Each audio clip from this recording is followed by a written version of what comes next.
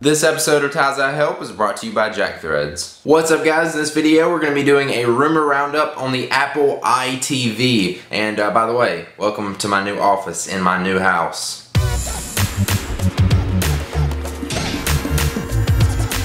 First off, I have to give credit to my friends at Techno Buffalo for most of this information. I will give the link to a blog post where they talked about all this in the description down below, so check it out. And without further ado, let's get started. Techno Buffalo says a high-ranking source at a major electronics retailer has given them information that the new Apple iTV, which we're not 100% sure if that's going to be the name, will be released this April, or at the latest, May. The source says they have seen a very thin, gorgeous pre-production model of the iTV in person, and it had OLED panels and up to 42 inches in size. If that's true, Apple will have the largest OLED HD TV out on the market. We've already seen bigger OLED TVs than that. They're just not ready to be released that soon. Now, we don't know if this thing is going to be running its own version of iOS or not. I expect it will, just like the Apple TV 2 does now. But we do pretty much know that it's going to have Siri, and according to their source, it's going to be way better than the Siri that's on the iPhone 4S. Remember, the Siri on the iPhone 4S is still beta, and it's already really amazing. And the source is claiming that it will have facial recognition, which it's been rumored that Apple's been playing around with the idea of that. But let's say you don't want to use your voice to control your TV, you can also use your iOS device to control it, just like it's a remote. It would be like Apple to sell a couple $1,000 TV and not include a remote with it. I wouldn't be surprised to see that. Apple's gotten rid of a lot of things. Remote,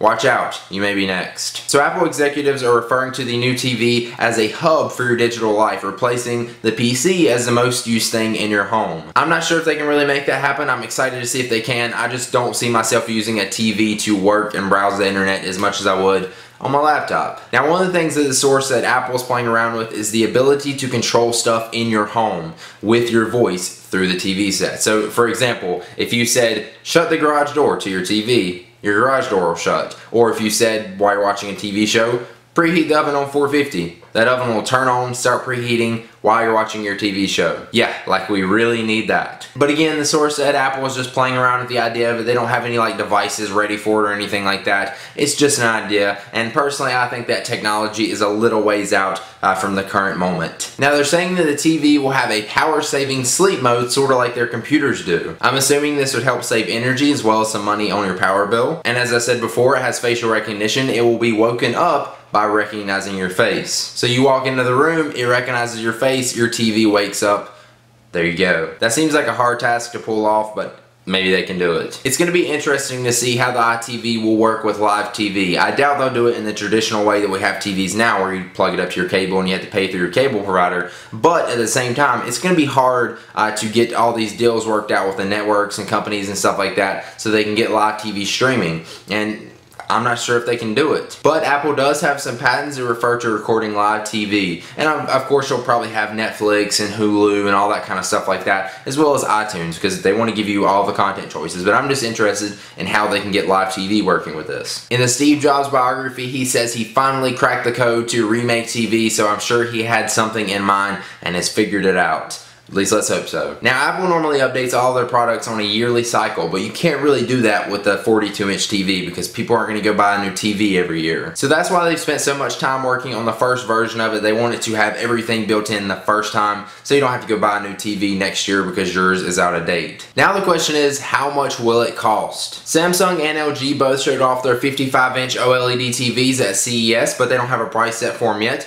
Although it has been estimated they're going to be around $7,000. With Apple's TV being around 42 inches, that is considerably smaller, so hopefully it will be cheaper. But again, it is Apple. So that brings up the question, would you pay $2,000 or $3,000 for the Apple iTV? I know it's hard to answer that, not being able to see what it actually looks like and all the stuff it does, but just based off what I told you right there, would you buy it? I would say no to that. But I'm sure Apple's going to have a lot more stuff than just the stuff I've talked about. Now, before we head out of here, let's take one last look at our sponsor for this video, Jack Threads. Only suckers pay full price. If you love alternative apparel brands like Kid Robot, Hurley, and Stussy, but hate wasting our cash on them, listen up. You can score these premium brands at up to 80% off every day. There's a new invite-only shopping club just for guys called Jack Threads, serving up street, skate, and surfwear at prices that will melt your brain. And did I mention it's free? If you want to sign up, go to jackthreads.com/Ty and you'll instantly start saving on all that cool stuff without having to leave your house. So let me know what you guys think about the Apple iTV and the rumors about it in the comments down below. I'm interested to see what you guys have to say about it. And as soon as more rumors come out about the Apple iTV, I'll of course do more videos on this, so make sure you subscribe, as well as lots of other